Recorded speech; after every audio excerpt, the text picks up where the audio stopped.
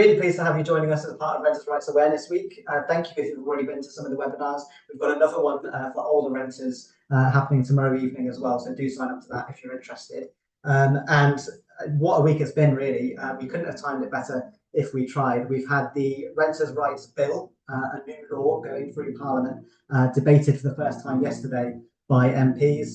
There was a vote on it. It's passed into the next stage in Parliament. It will still take a few months before that goes through to becoming law, and the whole time Generation Rent and our partners will be working hard to make sure it's as strong as possible for renters as well. So what we're doing today, though, is we're going to have a bigger picture look at the past and future of renting. We're probably a sprinkling of the present thrown in there too. It's a bit like Scrooge having his free ghost that visiting, but we're hoping the future one is a bit less sinister than what it is in A Christmas Carol.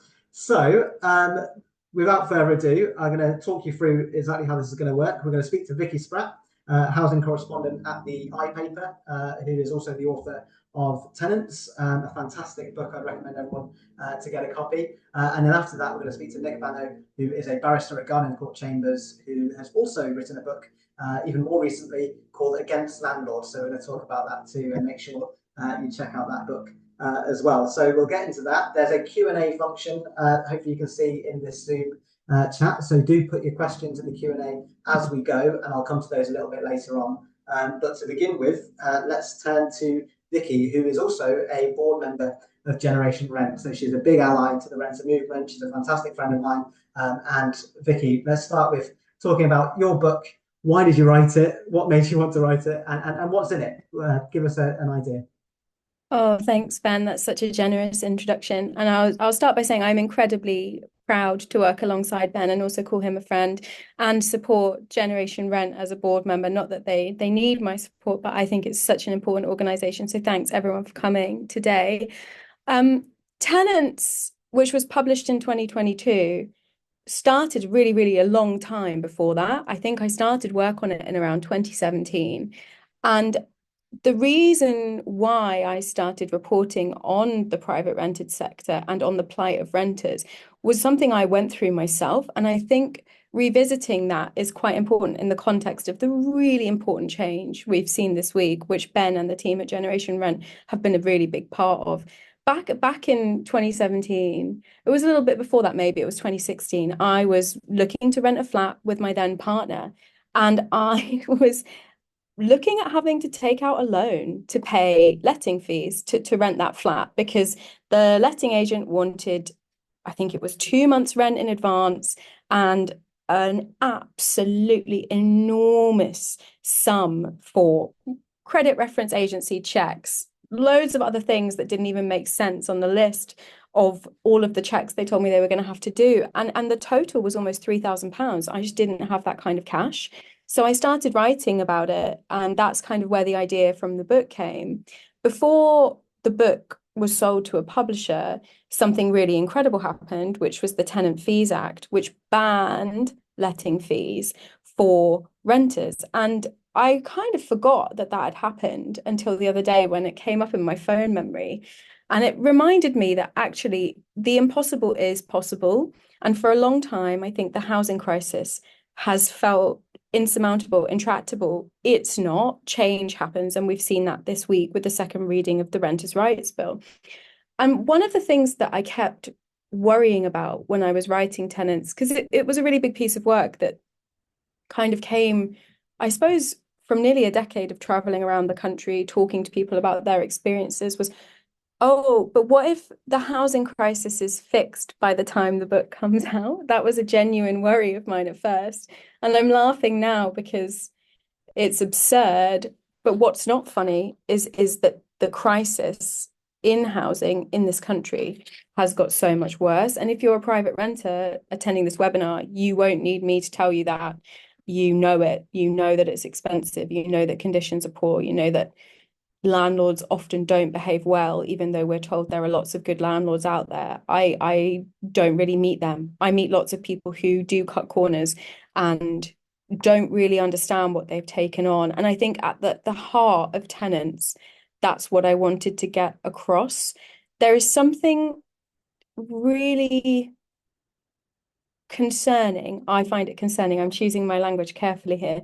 In the British psyche, the social psyche and political psyche, I think, about property rights and about who should have power and who shouldn't. And it often feels quite feudal to me, this reverence for landlords and their rights, their supposed property rights, which are more an economic concept than they are really a legal concept. It feels like it dates back to a time when we were all peasant farmers, beholden to the people who gave us work, like tilling their fields or whatever. And we've seen that even this week with the shadow housing secretary and Tory leadership candidate Kemi Badenoch talking about property rights in the context of the Renters' Rights Bill. There are fewer landlords than there are private renters. Landlords are providing a business. Why do we talk about their property rights? And that's why I chose the title Tenants, because tenants comes from a French verb, tenir, and it's all about the fact that you're beholden to a landlord. You don't own anything. And I think that is central to the way that the legislation has functioned for a really, really long time when it comes to private renting. Since 1988, which I think we could call ground zero for the crisis we're in now. The 1988 Housing Act really dissolved renters' rights in favour of landlords, in favour of rebalancing the housing market so that landlords would have more control over their properties and banks would feel good about lending against homes simply because the landlords could get rid of their tenants very easily. We've been in a situation that has been worsening. We've seen evictions rising, we've seen homelessness rising, and it shouldn't be like that. Being a landlord, I was having this conversation even this morning with an editor of mine, actually, who was asking me, well, what does the Renters' Rights Bill mean for landlords? And I was thinking about all of the people in Tenants and all of the people we hear from at Generation Rent.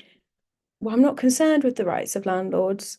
It's optional. Being a landlord is optional. You're buying a property, you're choosing to rent it out. At the end of the day, that's not compulsory. You don't have to do it. Nobody is making you. If you are a private renter, you are renting a home because you have no other option. You either cannot afford to buy, it's not the right time to buy, or you don't qualify for social housing. I can't really think of any other reason why you would choose to be a private renter. Being a private renter, unfortunately, makes no financial sense. Every month you hand over money to somebody else, and in the end, they will have an asset and you will have receipts showing that you paid them, but you won't own anything. So this conversation about landlords' rights, property rights, continues to bemuse me because I just think if you don't want to be a landlord, don't be one. If you don't like the regulation, don't rent out a home. If you're arguing against a landmark piece of legislation that says what I think are quite simple things, right? Homes must be a decent standard if they're rented out, so they can't have electrical hazards and they shouldn't be moldy. You shouldn't be raising the rent above what's standard in that area. You shouldn't be evicting people at short notice for no reason. If you are a landlord who has a problem with any of that, I don't know if you should be a housing provider, because that's really what being a landlord is. And I think there's a really interesting sort of political story here about what happened in 1988 and how this deregulation that occurred under Margaret Thatcher with the 1988 Housing Act has shaped political and economic thinking since. This idea that the housing market shouldn't be regulated, this idea that landlords' rights trump the rights of people to have safe and secure homes, it makes no sense. And it wasn't always that way. And I'm hopeful for the future, to zoom out for a second. I'm hopeful. This week has made me particularly hopeful because the Renters' Rights Bill is coming. It will become law, and it's not perfect. And I know some people don't think it goes as far as it should, but I do think it's an enormous step in the right direction. And it just goes to show, as the Tenant Fees Act does, when I started talking about letting fees, I remember somebody from Shelter emailed me and said, oh, we've been trying to get those banned for years. Good luck. And I was like, yeah, watch me. Like, they've got to go. I can't afford this. So I don't know who can. And it happened, and everybody said it was impossible. And for a while last year, with renters reform under the Conservative government, it looked like it was really, really impossible. And I think we're seeing that change can happen and that the narrative can shift. And I hope that the fact that private renters are an expanding demographic, that sadly more and more people rely on private renting because they cannot access home ownership, is actually going to end up being a good thing. Because the alternative to regulating private renting and making it affordable and making it secure is that we are going to have a generation in old age where millions of people are not in secure housing, their rents are going up, conditions aren't good enough, and they become homeless and we don't have anywhere for them to go. And that's not me trying to scaremonger. That's something that lots of brilliant organizations like Independent Age, like Shelter, are warning will happen. And I think, and I hope that we have reached a bit of a point of critical mass where there's an awareness of that, because it would be devastating for so many people if this legislation is the end of the road for regulating private renting and recognizing, crucially, the rights that private renters should have. It will get continually kicked around by the left and the right in a debate about property rights versus renters' rights versus free markets, the war on prices, whatever you want to call it. But what it comes down to for me every single day is that this is about people, this is about people's lives, where you go to bed every night, where you wake up every morning. And every chapter in Tenants is the story of somebody who's living in precarious housing. And it's the story of how that has influenced the rest of their life. And I would really, really like for us to get to a point where you read Tenants and it's as shocking as reading something from like a Charles Dickens era novel. I really, really don't think that we should be in this situation in 2024, and I hope the Renters' Rights Bill is the start of something different. Thank you so much, Vicky. Really, really well put. Charles Dickens is obviously on our minds today for whatever reason when we're talking about renting. Really useful to hear. We're going to turn to our next author, Nick Bano, before we go into some more questions as well. So do make sure you use the Q&A if you're interested. One of the things that Vicky's just touched on, Nick, is the turning point of 1988 and the way that the law changed at that point, which resulted in an explosion of landlordism, more and more people coming into private renting as landlords to create more private renting in the country. I know your book touches on this a lot, and if we're thinking about the past of renting and how that's informed our present day situation, I'm a 90s kid, so it's all I've ever known is the current system. And not happily, I have to say, I've lived in 10 homes in the last 12 years, and it's been a difficult situation. It's probably driven me to Generation Rent, to be honest, to try and change it, much like Vicky, to try and get involved. But I wonder, Nick, if you could tell us a bit about why you came to write your book, Against Landlords, and what it tells us about the way things have been and the way things are and the way things could be. Yeah, absolutely. And Vicky's absolutely right to trace this all back to 1988. And it's really nice to be speaking just after the second reading of the bill that's starting to wind the clock back a bit towards 1988 and make our lives that bit better. Inch by inch, we're getting there. And it's a credit to you. It's a credit to campaigns like Generation Rent. I tuned into some of the debate. I'm not sure why, probably just a glutton for punishment. And when some of the more sort of insightful and forward-thinking MPs stood up to call for rent controls, various important people huff and puff and say that rent controls will reduce supply. Of course, rent controls is what we had up until 1988. First of all, someone needs to tell the Germans that. They'll be shocked. They'll be furious that the system they've had in place for decades is going to reduce supply, and they'll be very cross. But second, it's worth thinking for a minute about what that means. All this panic about the new bill, in whatever form, no matter how weak, they say is going to drive landlords away. What does that mean? It means that if we introduce some light touch regulation, landlords will sell up. It means if we take away a law that contains so much cruelty and so much power and so much human misery, landlords might no longer be interested in being landlords. And it means if we introduce a system that would still be so laughably light touch that landlords in Germany or Sweden or France might go green with envy, British landlords would react by making countless people homeless. And in a way, I think that kind of standpoint is very useful because the landlord lobby always tells us that most landlords are good landlords, as Vicky said, that most of them are very nice. But now they're saying that landlords are going to do this outrageously cruel thing and cause a wave of mass homelessness just because they object to the abolition of nightfall eviction. Well, if that happens, and I'm not sure that it will, but if it happens, it completely kills the argument that landlords are decent people. At a stroke, it would show that they are cruel and money-grabbing and self-interested. And to get back to the book, I'm not going to embarrass anyone by asking how many people here have seen their rents go up, but it's probably everyone who rents, and your rent's probably gone up by quite a lot. But if we'd asked the same crowd in 1990, we probably would have got a very different answer. We've come to see rent gouging as a fact of life, but it's worth remembering that it's actually quite a recent phenomenon. Britain is also leading the world on homelessness, with more than 50 people per 10,000 is either street homeless or in temporary accommodation. That's a stat that dwarfs US homelessness. It's more than double US homelessness. They're below 20 households per 10,000. We're more than 50. And it's worth noting that the UK builds more homes than the US and had more to start with, and somehow still dwarfs its homelessness statistics. The point is, and it's a point that I keep getting in trouble for making, but it's not really a case of needing to build more. It's definitely not a case of migrants taking all the housing, because we've had this net gain nationally in housing as the housing crisis has got worse.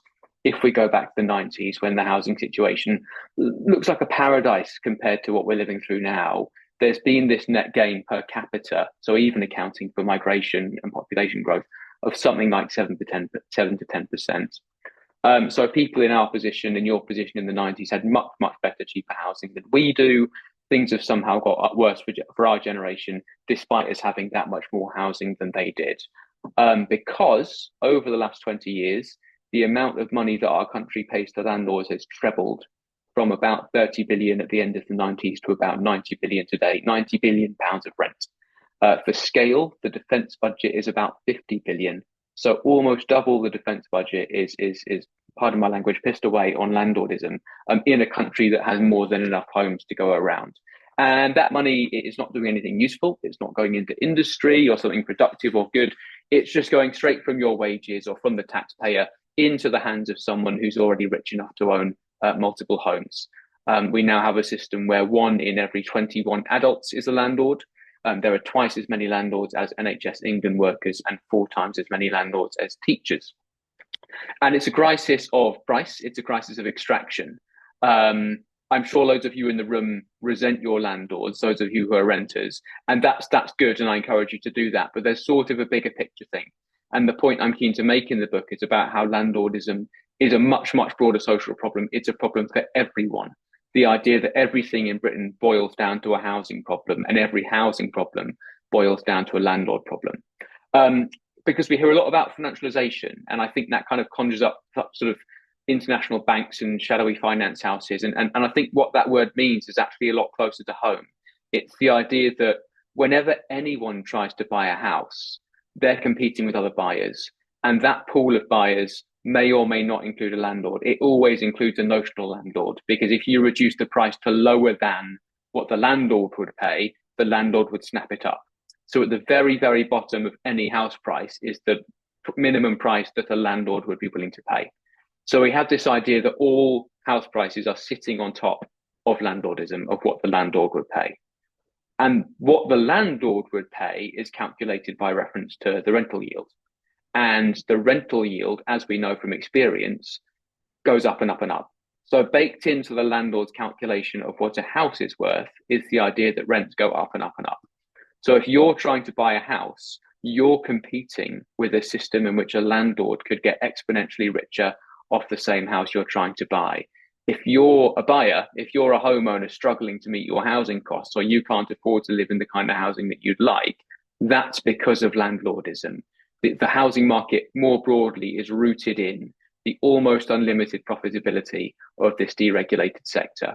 So the landlord is everyone's enemy. The landlord is the enemy of decent, affordable housing. They're driving up costs for everyone and causing the misery that we see around us. If we go back about 50 years to the 1970s, landlordism very, very nearly collapsed. It wasn't just declining, but the pace at which it was declining was accelerating. And everybody thought this was good when landlords were selling up. It meant there were loads of new owner occupiers, because landlords, they don't knock houses down, they have to sell to someone. It meant there was loads of new social housing, because the government made money available for councils to buy from landlords. So the collapse of landlordism, when it was true, and it wasn't just a scare story, meant cheaper housing, cheaper land, suddenly much, much better conditions for everyone, because we weren't competing with landlords and speculators. So the point is that it's good when landlordism dies out, when the private rented sector shrinks. It means that everyone ends up in better and cheaper housing. And this happened within living memory. It's so close, and it was the future we were promised. This world of secure, affordable housing, and they took it away from us and replaced it with the housing crisis that you're living through today. And as Vicky explained, that's because of Thatcher and Blair. They wanted to tempt landlords back to the market, and it worked. And I think what really upsets me now is, with the book out, I've been travelling around the country to places like Birmingham, Nottingham, Croydon, places where councils have declared bankruptcy, where local services are being cut, culture's being cut by 100%. They're dimming the street lights. Birmingham is firing every single youth worker, the things that make life good and worth living. And in every case, the cause of this bankruptcy is in main landlordism. It's the housing bill. It's the cost of homelessness, which is the landlordism problem. It's the cost of temporary accommodation, which is a landlordism problem. It's the cost of staff, because those staff wages ultimately go on their housing costs. So it's a landlord problem. Birmingham, just in temporary accommodation, is paying £22,000 per day.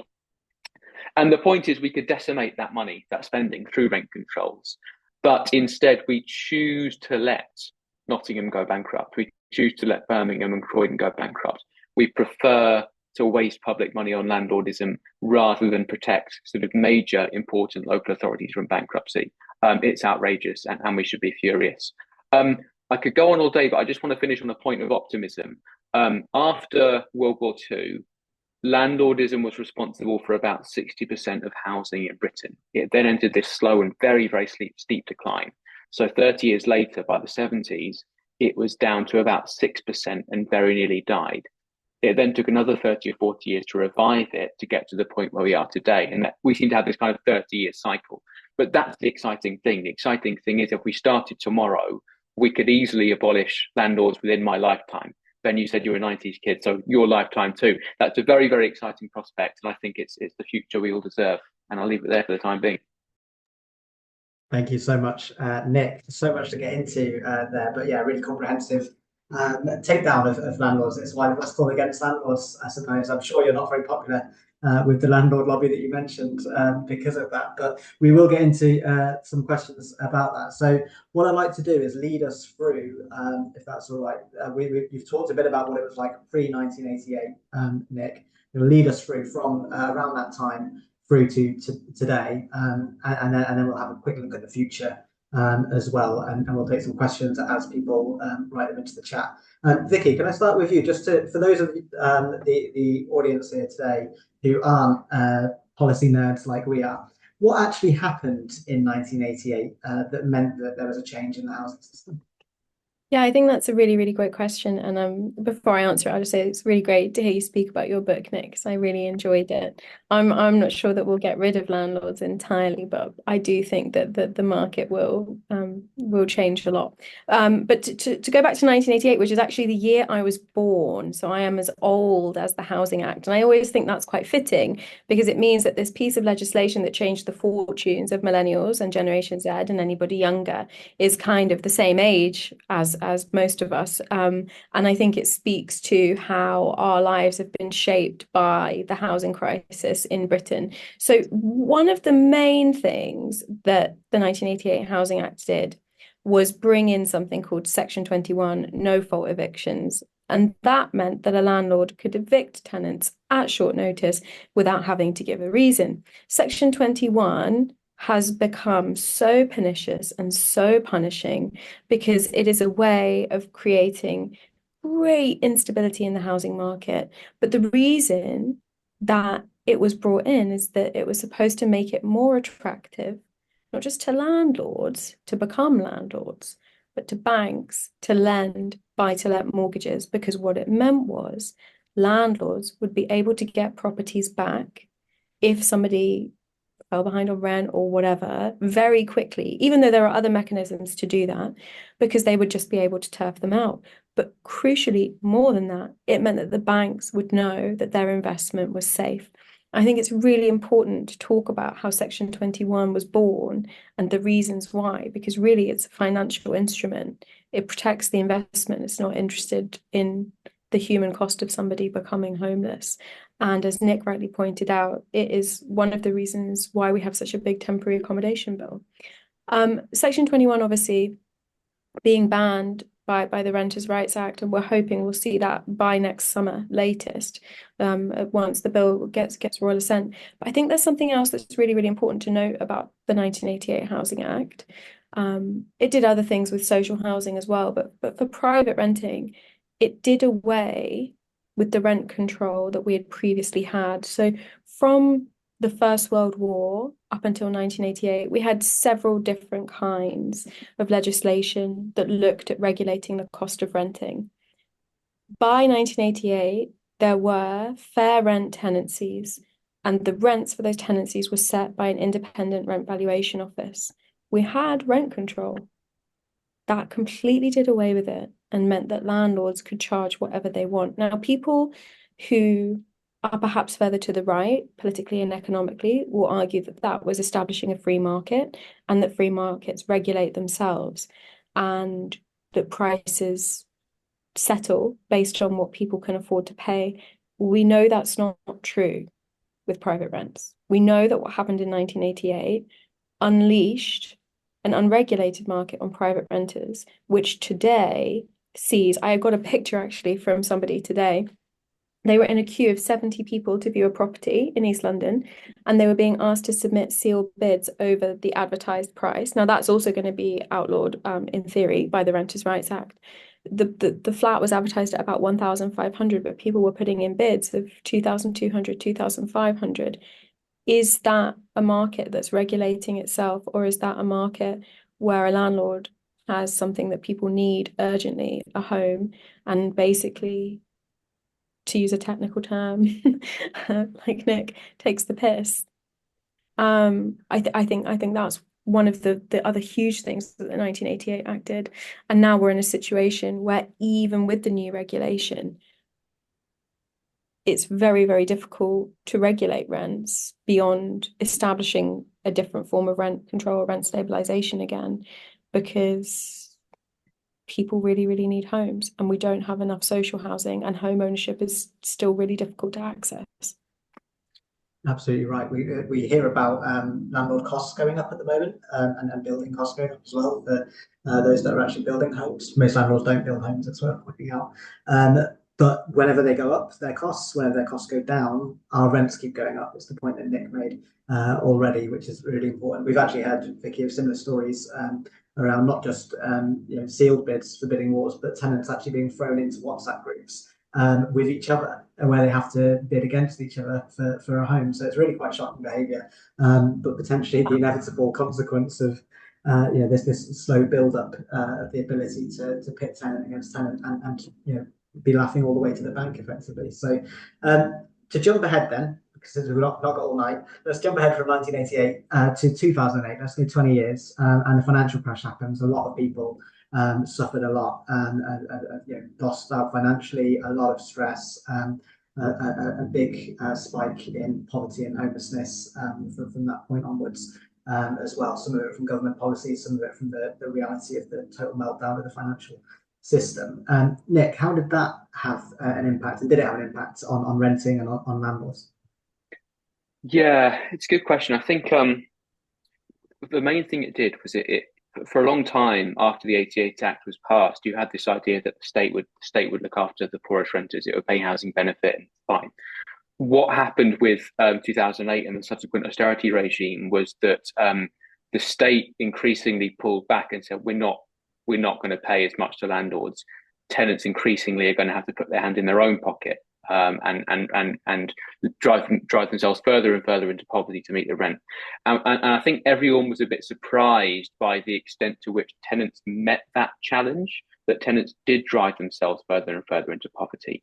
And that created this incredibly dangerous social realization among landlords that they just can push things further and further and further. They just can, to use the technical term of it, again, take the piss and drive people to such extremes of poverty that Vicky writes so compellingly about in her book. And the kind of ideology shifted from the state taking the strain and this kind of almost benign thing of state transfer from the state to the landlords to the state still playing a role, but really tenants just being unbelievably poor so that rents continue to rise. In other parts of the world, we saw mass buy-ups of housing. We saw this kind of notorious financialization in places like the US and in Spain and Germany. We didn't see that so much here because homes aren't really all owned in bundles here. Homes are owned individually, and big capital doesn't like getting involved in these petty transactions. So Britain doesn't have that problem that the rest of the world does, where we have these large institutional landlords.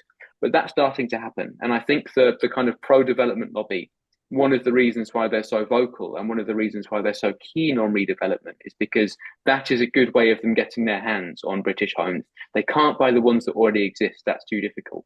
But if we knock down and start again, that's how international finance capital starts to play a role in British housing. Absolutely. Thanks so much, Nick. Just on your point about the way that tenants will meet the challenge of a rent rise, we find that it's the last thing a tenant would forego is being able to pay their rent, because they'll skip meals, they'll not put the heating on in winter, that sort of thing, just because they need to keep that roof over their head. And that creates a weird system where I can't think of many other markets, and landlords like to talk about it as a market. They want it to be a free market. I can't think of many other markets where you can just click your finger as a business person and you want an extra £100 because of your costs or because you feel like it. Click your finger and it just happens every month. You'll get that in. And what that speaks to, I think, is we've gone beyond, if we're talking about the property rights that you mentioned, Vicky, and the rights of landlords. We've gone beyond the right to seek profit as a landlord, which there could be a big debate about anyway, to the right to make profit. It's like it's the absolute right that we cannot interfere with the making of profit for a landlord. Unlike every other business, which is assumed that they can seek profit, they try and attract customers, they make a high quality product or offer a respected service, then they'll get it. But tenants, as has been said already, will always need somewhere to call our home. And if we can't afford home ownership, if we're at the back of a 1 million strong queue for social housing, then there's no other choices for us, so that money gets made. But so to move on, so let's keep going with the history for now. We're moving into very recent history. So even if you're younger than me, you'll remember this one.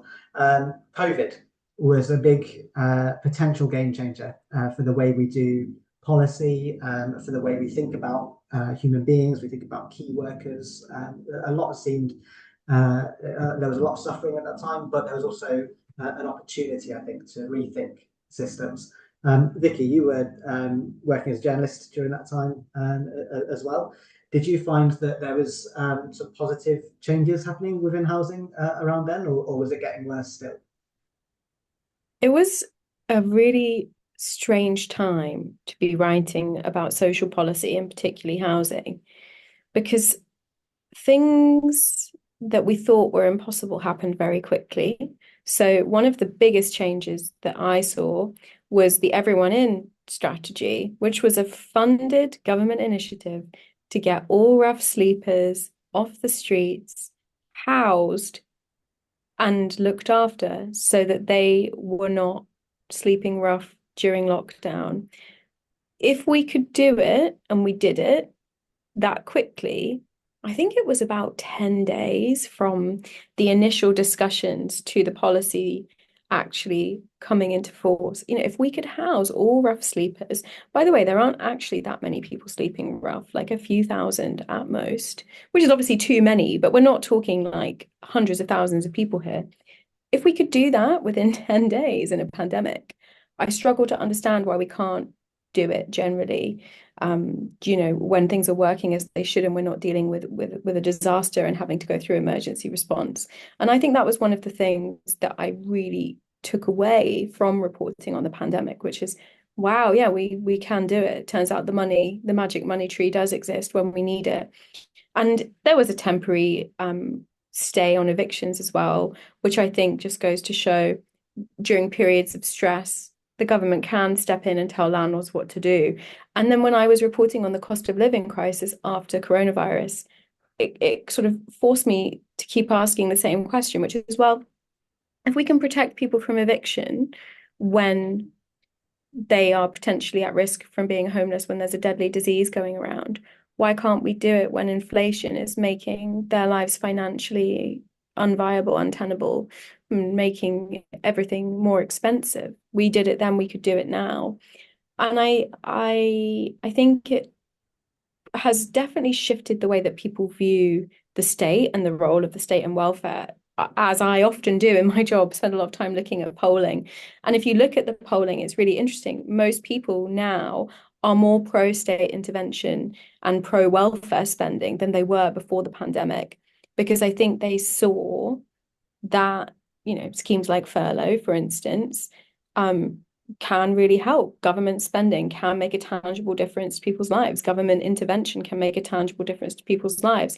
The problem is, as soon as we got out of the emergency, it's almost like we just completely forgot that it happened and tried to go back to normal. But that hasn't worked. Rents have kept going up, homelessness has kept rising. And I do think people want to see the world function differently. And now that we have a new government, it looks like in certain areas there will be change. But if we could act that quickly and we could house rough sleepers, there's no reason why we couldn't do it tomorrow. It's not currently a Labour policy, but there is no reason why they couldn't find 4,000 places for rough sleepers. Absolutely none. There is no reason why we should have people on the streets at any time in this country. If you look to a country like Finland, where they have a national housing first policy, housing first is really, really simple. You deal with homelessness by giving people homes. That's the policy. They don't have rough sleeping. We don't need to have rough sleeping. It's a political choice. And I think that's what I came away with from my time reporting in the pandemic. It has stayed with me. And it's hard not to sort of, not like tonight's panel, but whenever I sit on panels at political conferences, or recently a think tank asked me to go and talk about their new report on how we end homelessness. And I'm sitting there and I'm thinking, yeah, we could talk about this for hours. I could do 7 more of these, but the answer will always be the same. Just give people homes. Yeah. Sorry to make you go through it again, Vicky, but it's an answer that everyone needs to keep Anytime. That's exactly we believe the same thing around rough sleeping. It's just one of the worst consequences of the struggles that there are with housing and with having a home, is that you could find yourself actually on the streets. As you say, a few thousand people do. There's many more, hundreds of thousands, including 150,000 children who are living in temporary accommodation because they are homeless. They're just not on the streets, so you won't see them every day. And because of that reason, the problem can get brushed under the carpet a little. You mentioned Finland there and housing first, which leads us really nicely to one of our questions from an audience member. So Audrey has asked the question about which countries or systems would Nick and Vicky hold up as examples of good practice and fair systems. That Audrey is saying that they don't think it's idyllic in Germany anymore, in places like Berlin where investors have moved in. And the UK is a lot more centralised than other countries, so it might be difficult to make comparisons. But Nick, can we go to you? Do you have any examples of a nation we'd all like to live in? Yeah, what about the United Kingdom of Great Britain and Northern Ireland before 1988? We had fantastic rent controls, we had secure tenancy, we had generous homelessness provision. I mean, yeah, obviously Germany isn't ideal, but if you speak to German friends, their jaw to the floor when you tell them about what's happening in Britain. We do seem to have this uniquely bad problem in Britain. We don't have to have it. We know that our laws used to work and they don't anymore. So I think I agree with the kind of theme of tonight, which is set the clock back to pre-1988 and we'll be in a much, much better position. Great, thanks, Nick. And Vicky, do you have any other ideas of places internationally you might want to look at? I think it's true that in sort of our closest European neighbouring countries, there are more protections for private renters. and that they tend to view housing differently. So Germany has, I think it's Article 13 in their constitution, although it could be Article 9, so forgive me, and you might want to fact check that. But there's a line in the German constitution which says if you own property, it must be used for public good. So I think the fact that they have that in their constitution has shaped a lot of their pro-tenant laws and has made Germany as a country, warmer on rent regulation, warmer on making it harder for landlords to evict tenants. And you see a lot of people having lifetime tenancies. They also have those in Sweden. Now, some people will argue that that's bad. There is mixed evidence on it. I think it's really difficult to make direct comparisons between countries because you have to look at how much social housing a country has, what their home ownership rates are like, what the immigration statistics are like. It's difficult even in the UK to compare, London and the Lake District, for instance. They have slightly different housing issues, and I would say the solution looks a little bit different in each place. Like if I were designing housing policy for the Lake District, I would build kind of social housing for key workers in the way that the Mayor of London has been trying to do, some affordable housing, and even more true social housing. And I would probably completely ban new holiday lets for a while. But if I were designing a housing policy for the City of London, it would look different again. I would say, though, that there is one problem actually that we have across the world. And Nick is right that the legislation before 1988 in this country was good. It wasn't perfect. We were not perfect, and conditions were poor in the private rented sector. And that is not something I would want us to return to. But I do think the protections for renters and the availability of social housing was very, very good. But one problem we are seeing across the West is basically house price inflation. House prices seem to be defying gravity and economic expectations. Over the last few years, I have spoken to really respected senior economists regularly who have constantly said, if the housing markets don't crash, I will be shocked. If house prices don't fall, I will be shocked. If we are not in a bubble, I will be shocked. And they have proved incredibly resilient. There's a really good article in The Economist about it this week. And I think that phenomenon of house prices barely falling during a period of immense economic stress with inflation and now starting to rise again is something we should pay attention to.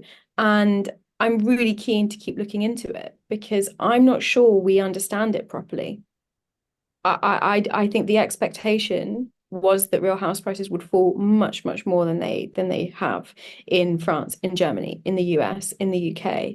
And the fact that they haven't suggests that, I think anyway, this is just my opinion, there are other theories. And if there are any YIMBYs in the webinar, that's Yes in My Backyard pro-development people, they will say that it's all about the supply of housing. I do think that's a factor. I don't think we have enough homes that are affordable to buy, crucial, affordable to buy. But I do think that homes are kind of a luxury good now. They're aspirational. They're something that people will pay more than perhaps they can afford or want to for, because they've become used to the idea that homes make money, that they will appreciate in value. The house price inflation we saw in the 2010s may not be repeated again anytime soon. I hope it's not. But if you owned a home in the 90s and you owned it through the 2010s, you became a millionaire. In some parts of the country, you became, more than a millionaire.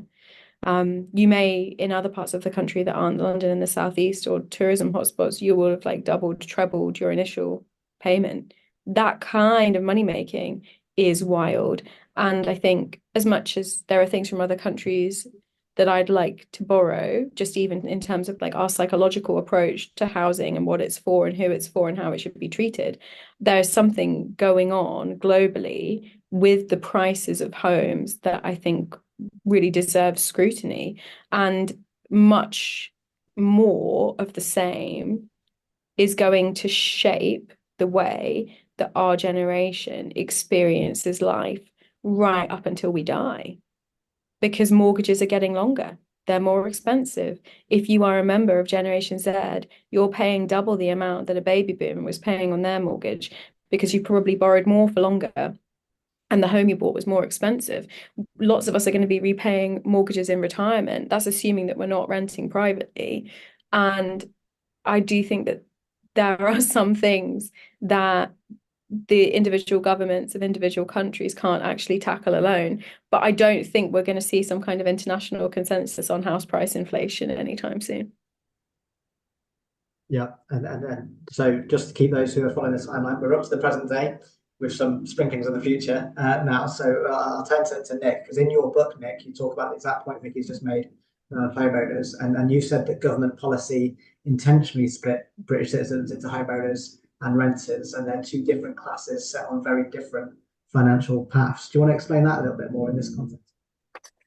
Yeah, so there's this really interesting old quote from the Labour Party in the 70s where they say if a home goes up by £1 million overnight, that money doesn't come from nowhere. Someone's got to pay for that. But the ultimate source of that money is the renter. The renter is the one who sets the price of the house, and I think that's true. I think that's economically correct for the reasons I was talking about earlier. So every time house prices go up, that's underwritten by a class of renters or mortgage payers who are coughing up. So if you're a wealthy retired person with a property that's appreciating in value, the people who are actually paying for that are the people who are seeing ever more of their wages being ploughed into landlordism, being ploughed into the housing market. So we have this wealth transfer, not from like an older, richer generation to a younger, poorer one, but a wealth transfer from the wages and benefits of poor renters into the assets of property owners. It's fundamentally unfair, but it's a system that was deliberately designed this way. Thatcher and Blair wanted to make the rented sector profitable. They did. The consequences, these house prices that, as Vicky says, are rising at a phenomenal pace. And the wealth transfer, it's matched by a sort of power transfer, which I think is enabled by government policy, by the power imbalance that we feel in our own homes. So I'm just going to turn to a question from Luke that we've got, which is, given British tenants' apparent passivity, which Nick referred to, what possibility is there for tenants' movements in gaining stronger rights? Another way of putting this, I guess, is, are renters easy for people in power to ignore? Vicky, do you want to jump in on this? That's a really good question. And I'm tempted to say yes, but I think the Renters' Rights Bill proves that that's not the case. I think the former Conservative Housing Secretary, Michael Gove's words to his party around the election, saying that the failure to tackle the housing crisis was one of the reasons why the Conservatives would lose and one of the reasons why the party may not have supporters in the future, tell you that politicians are not ignoring renters. But I think up until very recently, yes, they have ignored private renters. And I think it was easy to do, frankly, because we were all a lot younger and we didn't turn out to vote and we weren't a demographic that they were interested in. But now they are realizing that a lot of us are in our 30s, 40s. Some millennials are in their 40s. That's a demographic that you need to be engaged with if you want to survive as a political party. But there's also a bigger issue at play, which is we are becoming a problem on several fronts. And I think that's why this issue isn't going to be ignored anymore, because socially, it's really starting to change our society. The fact that private renters are having children later. We've got a falling birth rate. I think private renting, not having security, is a really, really big part of that. I think the cost of housing is a really, really big part of that. I think that's something that's being discussed in Westminster and in Whitehall all the time. People are really worried about it. The response on the left and the right is different, but the problem is the same. I think that the burden on the state, if private renters, Nick talks about having this sort of like two-class system, private renters are going to be in a mess in retirement if we don't sort it out. I don't know how else to put it. I don't know what the answer is. If you retire and you have not got a home that you can sell to pay for care or, to subsidize your pension, you're going to need state support, and the way things are going, that money just isn't going to be there. Like, it is a ticking time bomb. The chief executive of a big pensions advisory service put it that way to me. So I don't think it will be ignored. But in terms of, you know, what tenants movements can do, it's really difficult, because I probably differ from some people who talk about this issue a lot, in that I'll never tell you to stop paying your rent. I won't, because I just don't think I can, all the while that there's Section 21. And to be honest, even with Section 8, I'm not going to advise somebody to withhold rent when you can end up in court and with a CCJ against your name. I think that is probably a big reason why we've not seen any big rent strikes like those, you know, in 1914, led by a Glaswegian woman named Mary Barber. Mary Barber was the reason we got rent control, because during the First World War, landlords decided to take advantage of the fact that lots of workers had moved to Glasgow to work in munitions factories, for instance, and they put up rents. But Mary Barber, and then lots of people joined her, said no, and they went on rent strike and they resisted evictions. But the reality is, if you are somebody who is just trying to get by, pay your rent, stay out of trouble, get to work, I mean, life's hard enough. You're not leading a rent strike. And I have a lot of sympathy for people who don't feel that they can stick their head above the parapet and protest more. So I suppose it's a combination of things, but I really think you just have to vote.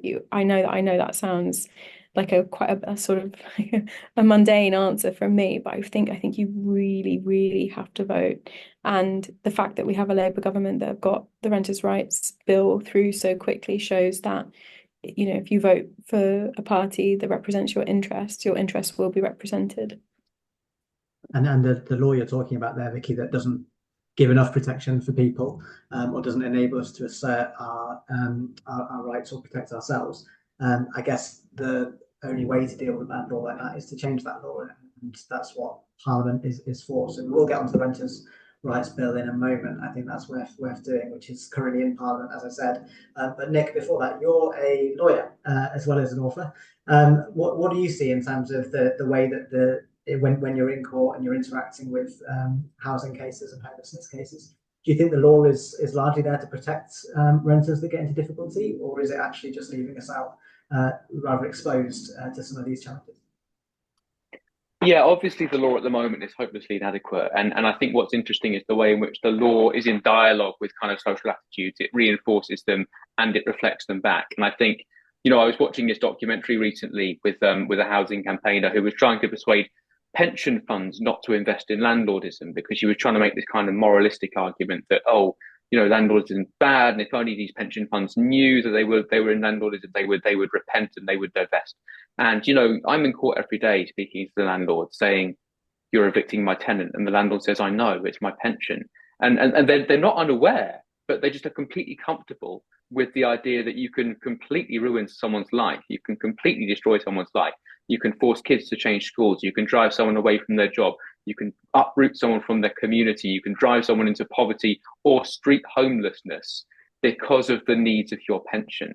And I think that is a consequence of the way in which the 1988 Act is bedded into society. It's not a reflection of a pre-existing social settlement. It's a kind of this dialogue between social entitlements and the way that the law works. So at the moment, no, the law is absolutely not good enough to protect renters. Such rights as do exist, and there are good rights about repairs, are simply irrelevant for as long as we have Section 21, because landlords know and courts know that the minute you jump up and say, my boiler's broken, the landlord tends to evict you. So until we get that security of tenure back, the whole thing is hopeless. Yeah, absolutely right. And then related to some of these things is the argument of the market. Being that market forces, the market's making rents go up, the market's making landlords evict people. Really good question here from Jennifer, who wants to ask about the market and how it plays a role in perpetuating the status quo, so that the market stops you having policies or regulation that is quite radical. And so Jennifer said literally that, and the landlords do always cite the market as the key reason why nothing can improve for tenants, because nobody should ever upset the market. How do we weaponize this market language against them and fight back? Vicky, got any ideas? Who is the market? Have you seen her? What is a market? Okay, I think it's really important to talk about this, and I certainly try to whenever I'm having these conversations in my work. What is a market in economics? It is human behavior. It's people buying and selling. It's people charging and paying. Markets are not these kind of inchoate forces above us, like gods that we can't challenge or change. If your rent goes up, it's because your landlord put it up. If you are evicted, a market didn't evict you. A person evicted you, a letting agent, a landlord, maybe a judge. These things don't happen in a vacuum. Rents are decided.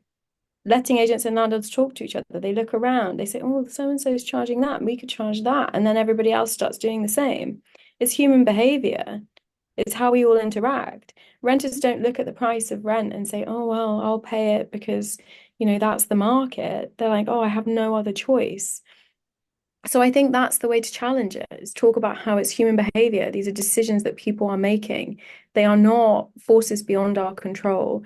And I think this is, again, sort of coming back to my point about how housing doesn't actually function in the way that some other markets do. For instance, I live in East London, and occasionally I'll buy a really bougie loaf of sourdough bread. Now, if that bread went up in price at the place that is a 2-minute walk from me that makes the really good bread, I would stop buying that bread and I would go to an equally nice place that's a bit further away where the bread is slightly cheaper. And if the price of the bread there went up, I would just stop eating bougie sourdough because I don't need it to survive. I will be okay with something else. In fact, I don't need bread at all. And then, if lots of people like me decide that sourdough is too expensive and they stop buying it, the price might come down. But that is not what happens with housing. It's not a market like that. We have a finite amount of land because we live on a rock in the middle of space and we can't make it bigger. So even if we increase the supply of housing, I think it will still be expensive. I think it will still be a commodity that is desirable, that is aspirational, that is a bit of a luxury good. And I think we have to start talking about how the market functions and how people interact with it, and not just be like, oh, well, the market decides the prices, because that's simply not true. Absolutely. And if the market doesn't decide the price, you need to find a way of limiting the price. A similar market, or as close to similar as you can get, something that we absolutely need is energy. And there's an energy price cap. Probably most people listening to this will have heard of that. That limits the amount that the energy companies can charge for the energy that fuels your home, that warms your home, that lets you have your cooker on and all that stuff. So it does happen. There can be interventions like this to make these things happen. But in the debate yesterday, talking about the Renters' Rights Bill, which doesn't have many measures to limit affordability or to make homes more affordable. In fact, it does talk about the market as the limit that there should be for landlords to be able to raise the rent by. The minister, the housing minister, resisted a number of calls for rent controls or for rent caps or for some way in which you could limit rent rises as well. Nick, I wonder if you've got a reaction or reflection on why is it that even though we had this some time ago, as you said, before 1988, it feels like it's not politically acceptable to talk about putting some sort of check on the ability of landlords to raise the rent? Yeah, I think this is a really useful question about the market and the language of the market and the boogeyman of rent controls. I think states all over the world have learned from experience that when you leave rental markets unchecked, they go wild. And I think everyone on the left and the right agrees that the market does exist. It's a social phenomenon. It does exist. We can't say that it doesn't.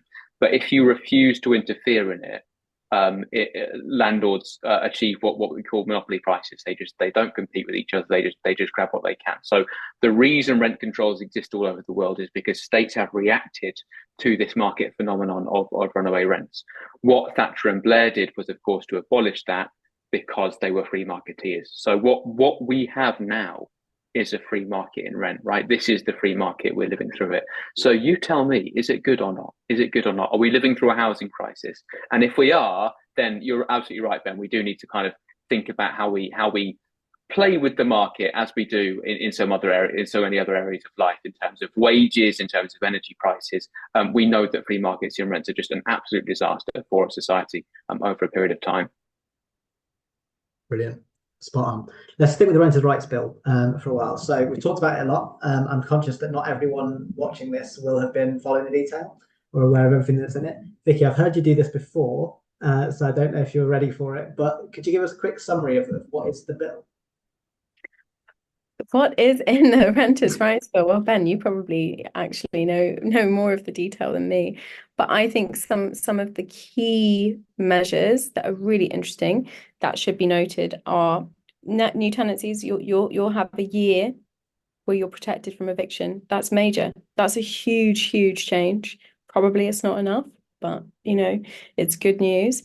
After that, if a landlord does want to evict you, that you will be given 4 months instead of 2. I think that's great. 2 months. I don't know where I'm going to live in 2 months. I don't even really know what my diary looks like in 2 months. I can't make plans with friends.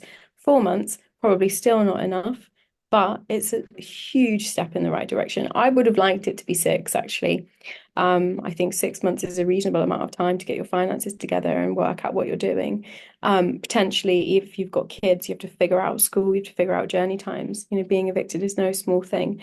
And obviously that links to the abolition of Section 21, no-fault evictions, which is another huge part of the bill. I'm also really keen to talk about the anti-discrimination measures that the bill brings in, because I don't think people are talking about that enough. Now, at the moment, if you have children, if you rely on state support to pay your rent, then you shouldn't be discriminated against when you are looking to find a home. The Equalities Act should cover that, but it's difficult to enforce. And sadly, we know all too often landlords and letting agents immediately discount people if they've got kids or if they are in receipt of benefits. Why? I think it's mostly prejudice. I can't really think of another reason. Like, if you need benefits to pay your rent or you have kids, you're no more of a risky prospect as a tenant than somebody like me who's in a secure job contract and could be made redundant tomorrow. I don't really understand it. It's got to be prejudice. Now, the bill will outlaw that kind of discrimination, and there will be fines for landlords and letting agents who are found to be discriminating in that way. I have questions over how many renters will report that discrimination or feel empowered enough to do it. And then I have questions about how local authorities are going to actually enforce it. But I think, to go back to Nick's point about how the law shapes culture, it's a really important thing to enshrine in a piece of housing legislation. I think it's really great that that's coming down the track. And I want to talk about it as much as possible, because I've actually got a friend at the moment who is heavily pregnant and has been turned away from viewing properties by letting agents as soon as they see her bump. That should not be happening in 2024. She won't qualify for social housing. Where is she supposed to go? Yeah, particularly difficult. I think we've both had experiences, Vicky, and I'm sure others on this call will, where friends or family of ours who have been, who while pregnant have been evicted as well. So what do you do when you're looking for a place, not just because you feel like it, not just because you want to change the scenery, but because you don't have a home in the ticking clock of just 2 months at the moment under Section 21. The point you made about 6 months notice, that would be great. 4 months we were pleased with for sure, because it's a doubling of the notice period, and Generation Rent campaigned for a long time on that. But 6 months exists in Wales. It's not, we don't have to look really far afield into Europe or into another continent. In Wales they have 6 months notice. In Scotland they have a rent cap regime in place as well. So there's hundreds of thousands of tenants in Scotland know that there is a limit to how much their landlord can raise the rent, and they benefit from that. So there are things that are happening right now. I'd just add, in terms of the Renters' Rights Bill, there's some really simple stuff in there that it's amazing that it doesn't exist already. So there's a database that they're introducing called the property database. They couldn't make it sound more boring if they tried, I think, but it's basically a landlord register. So for the first time, you're actually going to be able to know who your landlord is, and they're going to be able to be tracked down, and it can be made sure that they are compliant with the regulations. A lot easier than it currently is, where if a council wants to introduce a licensing scheme, which also is a way of enforcing against landlords who aren't complying with their legal duties. At the moment, they have to first of all find out how many landlords are in their area and go and track them all down. So finally, we're going to have a register, which will be good. And then beyond that, we'll have a decent homes standard as well, which sets minimum standards for the quality of our homes in private renting. That's already existed in social housing, but that will be extended across to private renters. There's actually a lot of rights in social housing that are thinking of moving across into private renting because of this bill, which is quite right, because a lot of the problems that we suffer, not least of all the fact that we have such unaffordable rents, are similar, or if not worse, than in social housing at the moment. Of course, when you're in a social home, you do have a limit on the amount in which your rent can be increased too. So there's loads going on in this bill. I mentioned all those things, and Vicky gave a really good summary, just so that it might prompt some questions as well if anyone has some specifics on that bill. There's one from Adam that's relevant to the change in eviction law, which is that tenants might be losing protections if a property is sold. So would they be able to challenge an eviction if the property is sold? Nick, do you want to jump in on this, or I'm happy to take it if you prefer?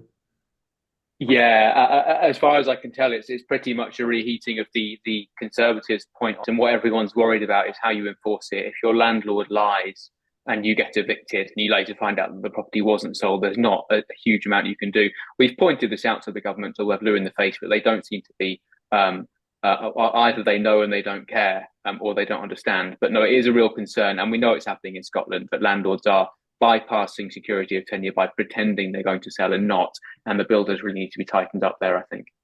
Yeah, no, there was a renter that we were in touch with through the Renter Reform Coalition in Scotland who had exactly that happen, where it should be illegal to pretend to sell and then to relet, but their landlord did it anyway.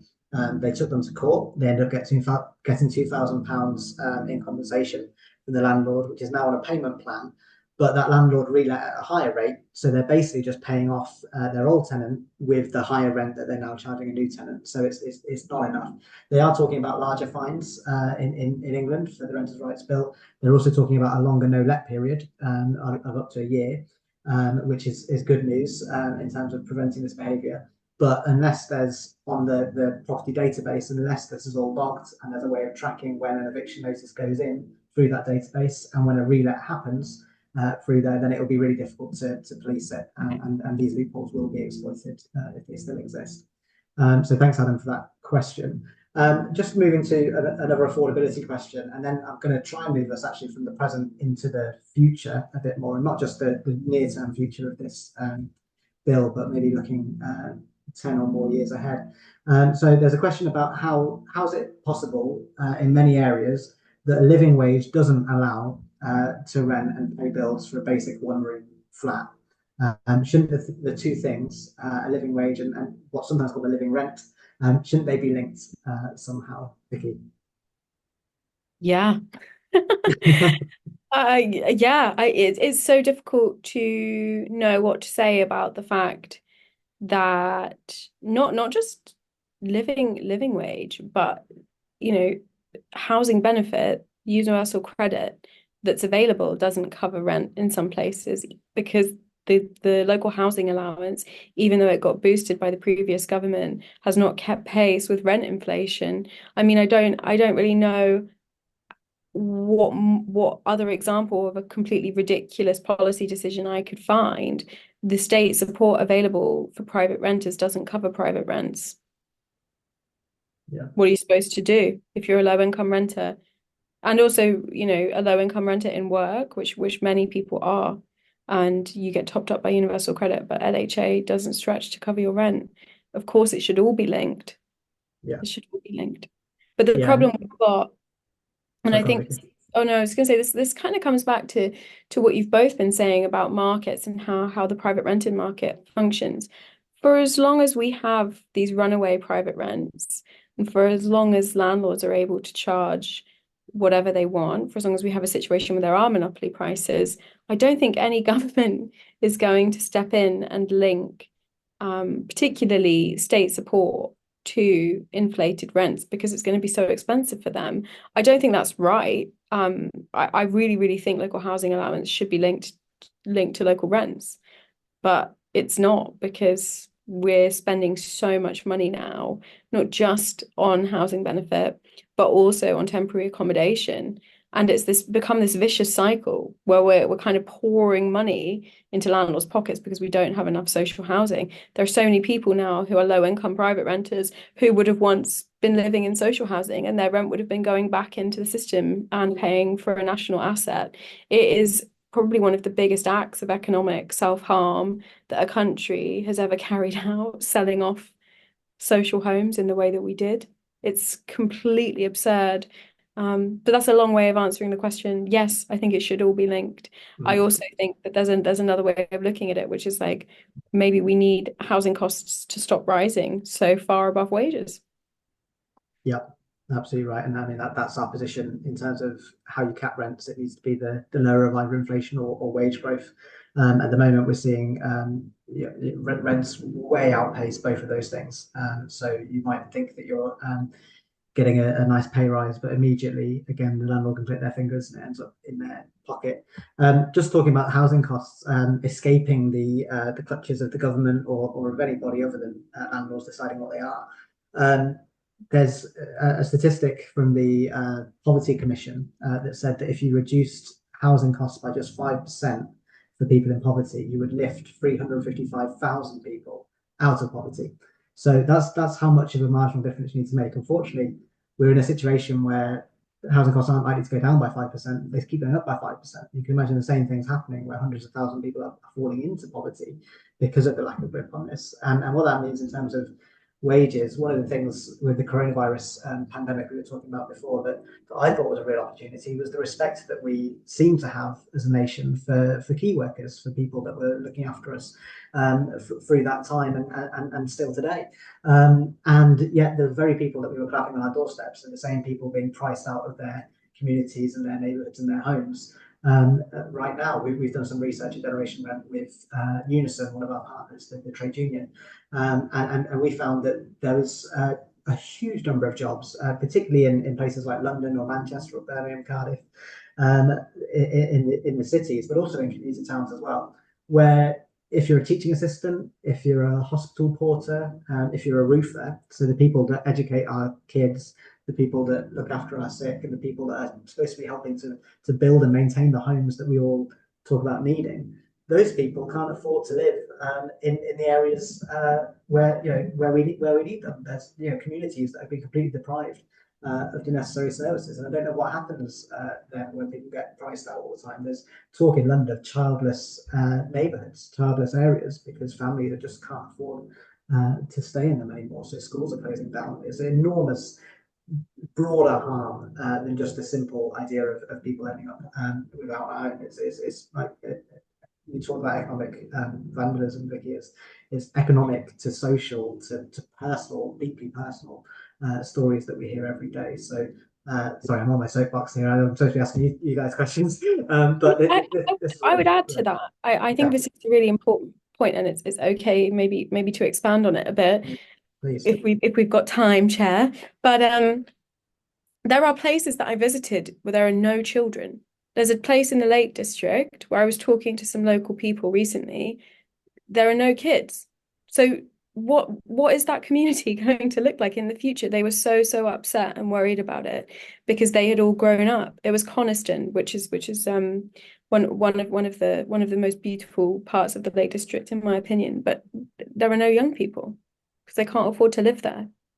That is so sad. That is a community that will die out because people won't grow up there. People might move there, it might become a community of retired people, but that's not what people want it to be. Similarly, a colleague of mine, he's called Rob Hastings, if you want to Google the piece, just wrote a story about a school in East London that's closing down because there are no kids. People can't afford to live in that bit of East London with children, so there won't be a primary school in that particular neighbourhood anymore. This is completely reshaping our country, completely reshaping it.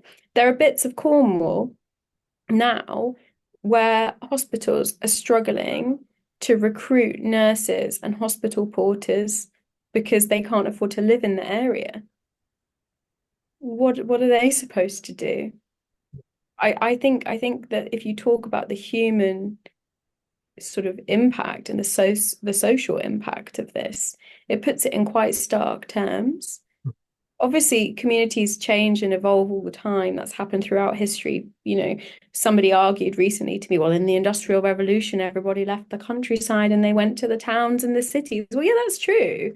But I don't think communities completely died out in the way that they are at the moment because of housing costs. And it's a question about what kind of country we want to be, I think, at this point. Yeah, and that's such a vital question, which leaves us to look to the future, I suppose, since we had to get there eventually.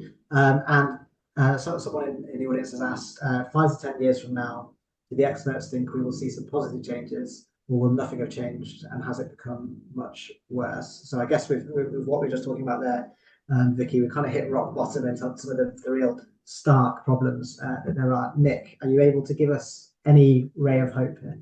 Yeah, I refuse to be pessimistic. And I think when Vicky was talking about the kind of political environment in which the Tenant Fees Act was passed, at that time, which was 8 years ago, the abolition of Section 21 was nowhere near the political radar. And then it came out in the 2017 election, nothing about it. 2019, it was a Labour election pledge. The Conservatives immediately felt the need to match it. Suddenly there's a political consensus, and here we are doing it. If we look at Scotland, where they're a few years ahead of us, they abolished Section 21, and activists in Scotland immediately consolidated that win and moved on to the next demand, which was rent controls. They won rent controls as an emergency cost of living measure. And the discourse in Scotland now is not should we have rent controls, but what kind of rent controls should we have? We see the discourse moving on in England. We see we see the minister at the dispatch box having to defend her position against rent controls. Now, that's not great, but in and of itself, it's progress. We're having a discourse about whether they're a good thing or not. So, yeah, we're inch by inch, we're getting there. And I think one of the amazing things that Section 21 is going to do is give renters the abolition of Section 21 is going to do is give renters that security so that they can campaign from a stronger position, and we can consolidate that win and move on to rebuilding the future that we were promised. Exactly the motivation we need. Thanks, Nick.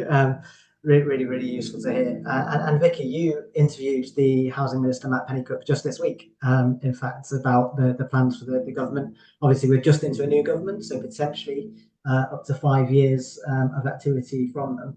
Do you get a sense that this will continue to be an issue that they'll look at beyond the Renters' Rights Bill, or is it going to be one and done? What do I think? I think that we have a brilliant housing minister. I think there are very few Labour politicians I would like to see in the job more than Matthew Pennycook. He is really across the detail and has studied this to the extent that he knows more about it than most people. But what I would say is he's got an enormous in tray. So he's got to do renters' rights. He's got to do leasehold reform.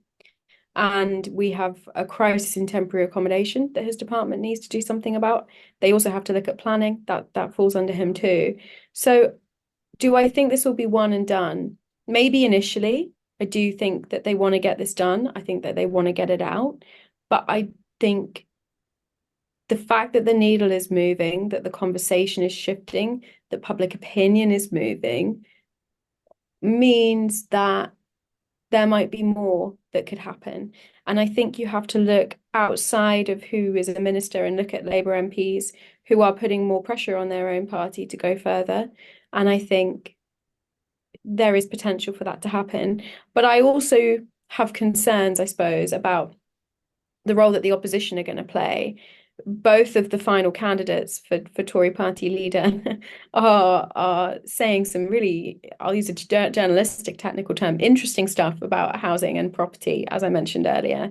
And I think they are going to continue to try and drag the debate back to the rights of landlords and back to the rights of freeholders. So I don't think this is a sort of fight that is won for private renters with the Renters' Rights Bill.